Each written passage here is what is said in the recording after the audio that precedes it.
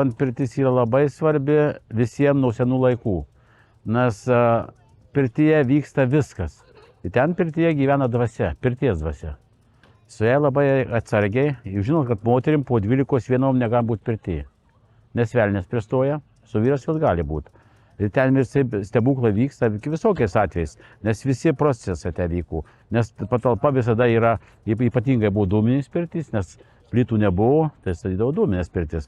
Ir tas kvapas, visas tas švarumas, viskas skaitosi tinka, net gimdydavo vaikus, girdėjot. Taip. Nu, ir pas mus pirtis kai kurios Lietuvos vietose, bet kiek žinau, čia teko su indėnais, važiuodavo indėnai pas mus, tai skaitosi pirtis yra sakralinis dalykas.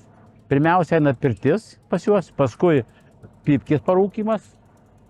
Ir pirtį, tai skaitosi pirmiausia pirtis. Ir ten visur, kur jie būna, nuo pirtinės kalėjimuose pirtį specialiai. Pas mus tas tik duša yra, o ta pirtis, todėl kad pirti viską palieki. Viskas, kas prilipia, viskas lieka. Nubėga su vandeniu, su garu, nes garas viską nuima. Įsivaizduokit, ten tas karštis. Ir kiek pas mane atvedavo Sibiro šamanai, tai jisai sakydavo, taip, mes buvom kažkokią nuvažiavę vietoje nelabai geroj, tai jis sakė pirtį, kur greičiau pirtį, ir į pirtį ėjo paliktą blogį. Nes sako, dūmai jau nepadeda, pavyzdžiui, dūminą, galima nudūmyti ten visokiais smilkalais, bet jau nepadeda, skaitosi pirtis visur padės. Tai todėl tos pirtys labai smagu, kad jos vyksta ir neužges, Lietuvoje jos atgyja, net ta mokykla yra, anksčiau mes mokėmės Latvių, o dabar viskas sugrįžta, man atrodo, ir labai gražiai.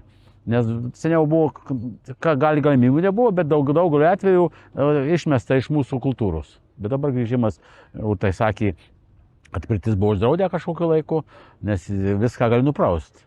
Kaip žemaičius krikštų, krikštą, sako, gali nupraust, tai už tai, sako, pirtių nereikia. Jie vasarą madinus prausdavo, bet apsakydavo. O taip žemaitijoje ypatingai, jos statomos buvo toliau nuo namų, nuo sodybų, nes daugeliu atveju jie sudenga, nes ten visą karštą, jie išeina ir gali sudegti.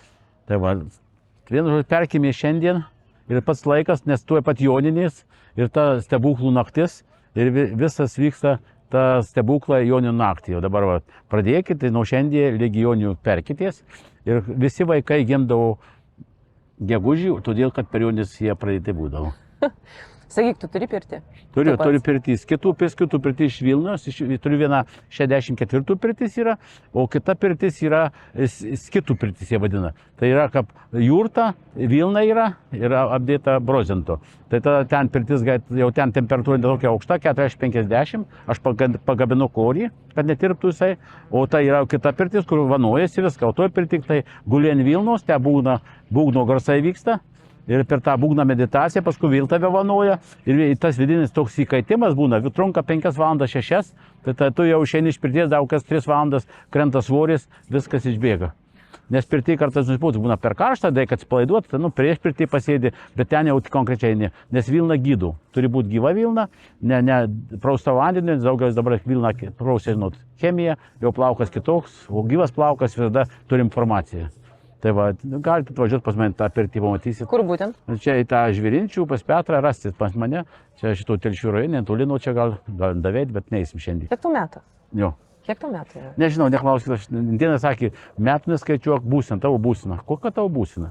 Svarbiausia būsina tavo. Jei bloga būsina, tai kad ir 10 metų, jo bloga būsina. Būt būsina, toj gyvenimo būsina. Bet pasakyk, kad pirtis vis dėlto atjaunina. Ne, atjaunina, bet svarbiausia, pirtis duoda tą, viską iš tavęs paima, ko nereikia, viskas su tos energijos, kaip tu dabar vadina energijos, tą blogą energiją nuima, išvanuoja, viskas įvyksta. Tuo metu ten, per tą karštį, per tą garą, todėl kad... Žiūrėk, mane labai sudomina, tu sakai, po 12 negalima įeiti. Vienai moterim negalim pirti, velnės pristoja. Jo, po 12, neikit geriau. O velnės pristos, paskui nesikratysi. Jis naktimais pas tave ir radialą nutraukinys. O kaip tu gal? Tai va, senoji kultūra ir ten buvo pirtis, senoji kultūra, ten daugiau taip netokios prašmatinios gal dar pirtis, tokios jos buvo pusiau žemos, pusiau žeminiai. Ir mes daugiau aš net propaguoju tą senąją kultūrą, nes senoji kultūra jie vyko 1000 metų. Net, pavyzdžiui, kaip šitas būgnas yra iš Jakutijos. Pagal jakutų technologiją skaitosi padarytas. Čia gyva oda yra, šičia yra ožkos oda, turi būti ožkos abelnių. Ir iš vieno gyvūno vienas būgnas, nes ten yra storis vienodas skiriasi. Ir paskui yra, matai, būgno šeimininkas. Va čia yra šeimininkas būgnų, kuris valdo jį. Su juo tartis reikia matyti. Tai va, kiekvienas šitas rezonatoriai čia yra ir kiekvienas reiškia turi reikšmę savo. Ne šiaip, čia daug metų tą būgną kūrė, 1000 metų galima žmonės. Tai va, yra šiaurės žmonės, mums atitinka šiaurės žmonių tradicija, nes mes gyvenam šiaurėje. Nes čia gyvena baltas zuikis, augalėje visa šiaurės jo.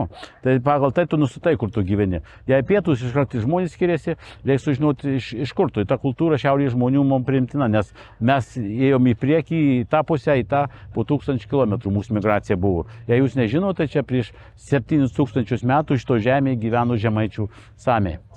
Ir paskui jie išnyko, mes turėjome iš Indijos, sanskrito kalba pas mus dabar yra, o ten buvo tų samių kitokia kalba, da jų likę šiaurės, Norvegijos, Rusijos šiaurės. Tai va, aš labai domiuosi tuo tavo senąją tradiciją, todėl tave surišu, nes mes pasikeis negalim labai greitai, kaip dabar keičiasi tinklaus labai greitai, bet mes nespėjom su jom keistis. Mes nespėjom maistą, savo kūną, tai prižiūrėti, ką priklauso, rengiam ne tais drabužiais, valinas apsirenklina ir tu gali nešiuoti be nieko. Jis šildo ir šaldo kartu. Pavyzdžiui, yra šilkas, dykumose šilkas, tikras šilkas, jo nieks neskalbė. Įsivaizduojate, jo nereikia skalbti. Paėmė, papurtė, viskas nubyra. Ką reiškia medžiagos tikrus? Tai vis stengtis, kuo labiau gyvas visais medžiagas turėti, vilnas, šilkus, kailius susimės kokius, nes, pavyzdžiui, net pas mumi yra tokios, pas mane darau tokias ritualus, kelionės su vilkais, ten yra vilkas, vilko kailis ir tu atsiguli ant kailių. Ir mažai kas gulė ant kailių, o dar ant vilkų. Ir jisai įsivaizduoja tuos vilkus ir jis savo tą gyvenimą mato per vilką. Supranta, tokia praktika. Ir jis mato savo situaciją per vilką. Ar vilkas bėga, medžioja, tai ką jam reikia daryti. Nes, pavyzdžiui, kaip pasakysi, matyti savo situaciją per save, kaip per žmogų, sudėtinga, bet tu gali perkelti tai į vilką. Visada buvo ypatingai tokie, darant tokius pasakojimus, pavyzdžiui, po pirties, be pirty, pasakojimas vyksta su mistika. Su mistika ir tai pasakojate pusiau pašnipdom ir pasako, kaip kas vyksta. Tai turi būti tyla, pirty, žinot, negalima keiktis, negalima eiti iš pirties užpakaliu, tik tai priekiu išeini. Kaip iš tikrųjų visur priekiu. Skais, ne pas mešką, pas mane buvo meška, tai pas ją ateidavai tik tai priekiu, į priekį išeidavai. Nes užpakalį atkišti yra jau negarbiai. Tai tu pas tikrą viršininką. Eini priekiu, į priekį išeini. Tai lygiai taip iš pirties reikia vaikščiot, už tai visada žemesnis buvo lubos pirty, dabar aš nežinau, ką jis daro, pas mane labai žemus nusilenkti reikia, už tai, kad nusilenkiai eidamas, jau tą priverčia lubos nusilenkti, tu nusilenkiai ir tada jau pasveikinai pirčiuką tą ir jis jau patenkintas. Va, ir tada vyksta tokie pasakojimai, tokie, bet nelabai karštoj pirty, tie pavanojimuose, kas tokiu pasakoja kažką tai apie gamtą, tą naktis, bet būtų tamsa žvakį deg.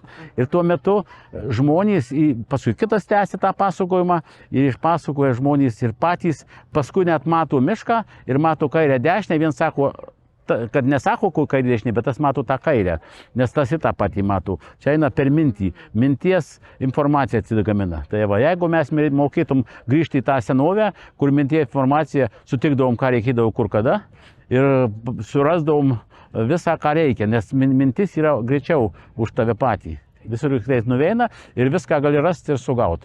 Ir perduoti viens kitam. Kalba yra, dabar mes vis kalbam, jau žodžiai dingo tie tikrieji, liko kažkokie žodžiai nesuprantami ir jau niekas nieko nesupranta, tai jei mokytum mintim skaityti, tai čia tik pažiūrėjai, nes tokių atvejų yra buvę, man irgi gyvenime tokie sutinka du žmonės, jie tik pažiūrėjo viens kitą, dingo ir aš nesuprantu, dingo. Dingo parėjo po kelių dienų, kur jie buvo nesakė, bet tik pažiūrėjau, nu meilė, aišku.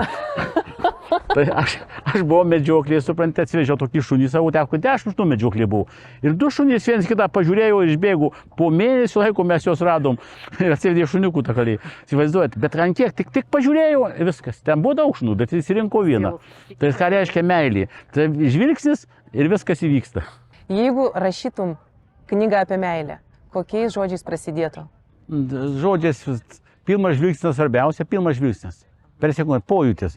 O labai ta greita, čia kažkoks impulsas, viduje impulsas yra, kaip elektrą nukratų. Pirmas sakinys, kada akys nereikia nesutikti, tik žvilgsnis. Gal sutik, gal nesutik, bet tai pamatėjai ir viskas, ir pradėta kojus linkt. Ir viskas, skaitosi, jei kur nori.